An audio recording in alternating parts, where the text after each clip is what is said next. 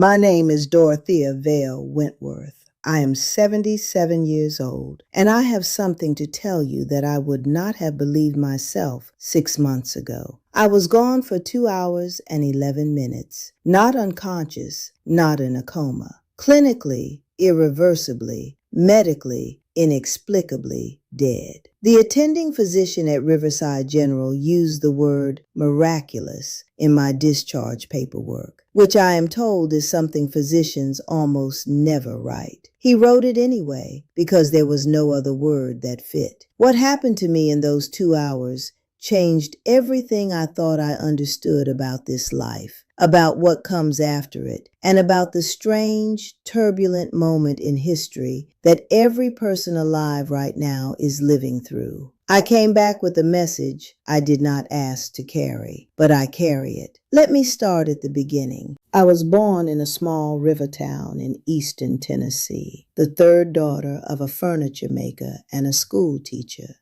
My childhood was quiet and ordered, shaped by supper at 6 and church at 10, and the particular kind of contentment that comes from never expecting too much.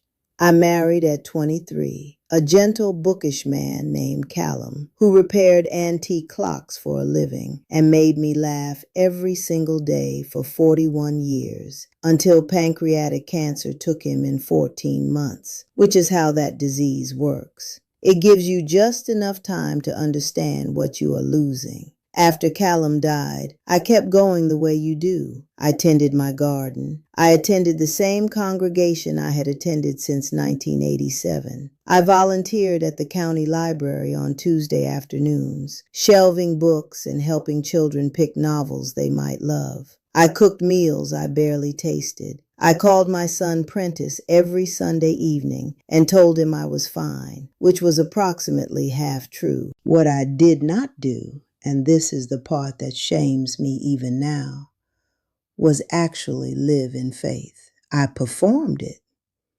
I had been performing it for so long that I could no longer see the difference between the performance and the thing itself. I knew the creeds. I knew the songs. I knew which passages to recite when grief pressed in. But somewhere in the long middle years of my life, the living God had become, in my interior experience, a kind of background hum, present perhaps in some abstract sense, but not close. Not real in the way that Tuesday afternoon felt real, or the smell of rain on warm asphalt felt real. I thought that was simply what mature faith looked like, steady and undramatic. I was wrong about that in a way I cannot fully express. It was an October morning 11 months ago. I had risen early, as I always do, and was sitting at my kitchen table with coffee and the crossword puzzle when something shifted in my body. Not pain, exactly, more like a sudden and absolute wrongness, as though gravity had changed its mind about the angle at which it held me. I set down my pen. I tried to stand and found that my legs had become theoretical. The coffee cup hit the floor. I remember the sound of it. I remember the shape of the light coming through the window over the sink, golden and indifferent. I remember thinking of Callum with a sudden sharpness, not with grief, but with something almost like greeting, as though I sensed he was nearby. Then there was nothing. Not darkness. Darkness is still something. This was an absence so complete that it had its own texture, like the silence between heartbeats, stretched into something vast and without edges. And then I was somewhere else entirely. I stood, and standing felt different than it ever had in my body, effortless in a way I had forgotten since childhood, in a place that I can only describe imprecisely, because the place did not conform to any geometry I had previously inhabited. There was luminosity, but it did not come from any source I could identify. It simply was, the way oxygen simply is, present and sustaining and unremarkable in its abundance. I looked at my hands. My knuckles were not swollen. The deep lines that decades had carved into my palms were gone. I raised one hand to my face and felt cheekbones that were firm, skin that was not loose. I was not young exactly. I was something better than young. I was whole. Then I became aware of a presence. It did not arrive. It was simply there, the way a truth is simply there once you finally see it. And you cannot reconstruct the moment before you saw it. I turned, though turning implies a body negotiating space in a way that no longer quite applied to me. And I understood before I saw. Understood the way you understand the ocean when you are still a mile from the shore and already you can smell it. Already it is changing the quality of the air. He was standing at a distance that was not a distance. He was looking at me. I had grown up with the paintings, the illustrated Bibles, the stained glass. None of it had prepared me for the experience of being seen by him. Because that is the first and most overwhelming thing. Not what he looked like, but what it felt like to be in the gaze of something that knew me entirely and found no cause for revulsion in the knowing. Every compromise I had made, every small cruelty, every hour I had spent in that pew with my mouth forming the right words while my heart was somewhere else entirely, bored, distracted, performing. He saw all of it, and he was glad I was there. I sank to my knees, not from any compulsion, but because my gratitude had weight and my legs were its most honest expression. I tried to speak, and what came out was not language. It was something older than language. He spoke my name, one word, and it contained my entire history, not as a record, but as something beloved. A child's drawing kept on a refrigerator door for 40 years. He came closer, and I understood that what I had spent my life calling faith had been, at its deepest level, a longing for exactly this. Not doctrine, not ritual, this. The actual presence of the actual God, close enough to speak to, close enough to hear. He took both my hands in his, and I cannot tell you what that felt like, except to say that every analogy I reach for immediately fails. Warmth does not cover it. Peace does not cover it. There is no word in the English language for what happens when you are held by the one who made you and loves you and has been waiting your entire life for you to stop running from the fact of him. We spoke. I do not remember all of it, and I think that is intentional, that some of what passed between us was only for me and is not part of what I am meant to carry back. But much of it is. Much of it is precisely for you, whoever you are, reading this now. He showed me things. The mechanics of how he showed me, I cannot explain. I was not watching a screen. I was not dreaming. It was more like perception expanded, like a window becoming a wall, and suddenly the world I had lived in for 77 years was visible from an angle I had never had access to before. I saw the country. I saw it not politically, not geographically, but spiritually. The way you might see a body if you could see its illness and its health simultaneously, mapped across tissue and blood. And what I saw was a nation in profound internal contradiction, shot through with both extraordinary light and deep spreading shadow, not evenly distributed, not cleanly divided by any boundary a map could draw, but tangled together, neighbor against neighbor, family against family, the same individual carrying both at different hours of the same day. I saw fear. I saw it as a physical force, a kind of atmospheric pressure, pressing down on tens of millions of people simultaneously, constricting how they thought, constricting what they allowed themselves to hope for, making them small and reactive and easily led. and I saw something that surprised me, which is that the fear was not primarily about the things people said it was about. It looked like anger about politics. It looked like outrage about culture. It looked like tribal fury, the kind that makes strangers into enemies over the length of a social media thread.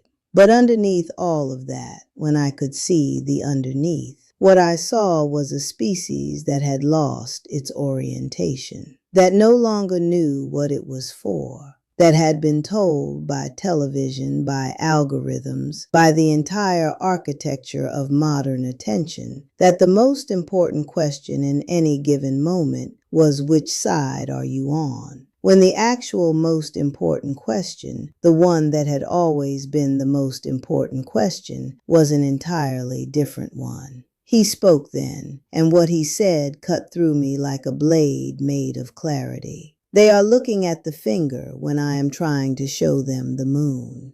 Then I saw Donald Trump. I want to be careful here, because what I saw was not what you would expect from either his most fervent supporters or his most dedicated opponents. And I believe both groups will find what I am about to say uncomfortable, which may be exactly the point. He appeared not as a symbol and not as a villain, but as a man. An ordinary, complicated, flawed, driven, frightened, proud, capable, limited man. The same as any man, standing in the center of an extraordinary amount of force that was passing through him rather than originating in him. The way a lightning rod is not the storm, but does determine where the storm lands. He is not the author of this moment, the voice beside me said. He is its instrument. Instruments do not save. They serve the purposes of the one who holds them, and those purposes are larger than the instrument can see. I watched what surrounded him.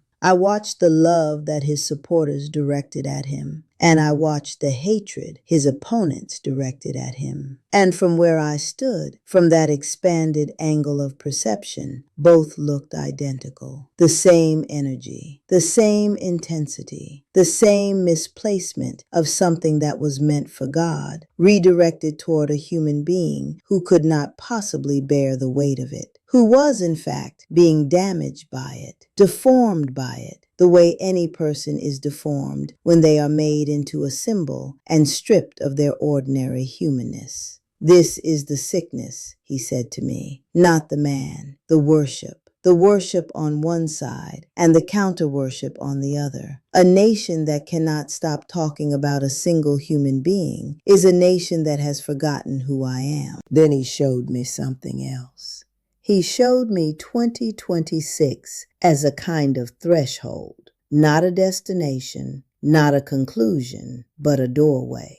On one side of it, the path I can only describe as the goal path, where something shifts in the interior life of enough individuals that the collective weight of it tips something that has been tipping for a long time in the other direction. Not political transformation, something quieter and more radical than that. People in their own homes, in their own hearts, in the dark of their own 3 a.m., finally having the honest conversation with God they have been postponing for years. On the other side, the continuation. More of the same, only louder. More performance of opposition, more noise, more fury, more distraction. While the thing that actually matters, the actual condition of actual human souls, goes unattended. What determines which path? I asked. He looked at me, and I felt the weight of the answer before he spoke it. The ones who know my name, he said.